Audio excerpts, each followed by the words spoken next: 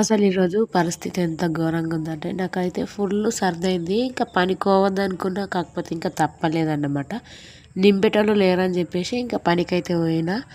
ఇంకా నాకైతే అస్సలు ఆటం అయితే లేదు. అంతగా సర్దైతే అయింది. ఇంకా గాలి పీల్చుకుందామన్నా కానీ లోపలికి పోతలేదు. ముక్కు మూసుకుపోయినట్టు అయిందన్నమాట.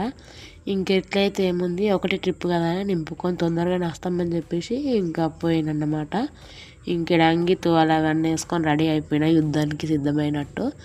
ఇంకొకటి ట్రిప్ కదా తొందరగా నింపుకొని వచ్చినాము. ఇంకా కంకర మొత్తం ఒకటే దగ్గరనైతే ఉండదు, ఆడ కొంచెం ఈడ కొంచెం అయితే ఉంటుంది. ఇంటికి వచ్చినాక ఫ్రెష్ అప్ అదంతా అయిపోయినాక చూసేపు ఖాళీగా కూకున్నా. దాని తర్వాత ఇంకా గుట్ట మీద చెత్త ఉంది నింపనికి పోవాలని చెప్తే ఇంకా మా అమ్మ తల్లిని తీసుకొని పోయినన్నమాట. తీరాడికి పోయి చూసేవరకంటే ఒక్క గంప కూడా చెత్త లేదన్నమాట. ఆడ నూకేసేటోళ్ళు మొత్తం నూకేసి ఇంకా కాల్ చేసారు. ఇంకా చెత్త లేదని చెప్పేసి ఇంకా మేము ఖాళీ ట్రాక్టర్ తీసుకొని మళ్ళీ ఇంటికి వచ్చినాము. మధ్యాహ్నం పూట గుట్ట మీదకి పోయినాం కాబట్టి ఒక్క పురుగు జనాలు కూడా లేరు. ఇంకెప్పటి వరకు మన ఛానల్ని చూసారు కదా, ప్లీజ్ సబ్స్క్రైబ్ చేసుకుని అట్లనే ఈ వీడియోకి లైక్ చేయడం మాత్రం మర్చిపోకండి.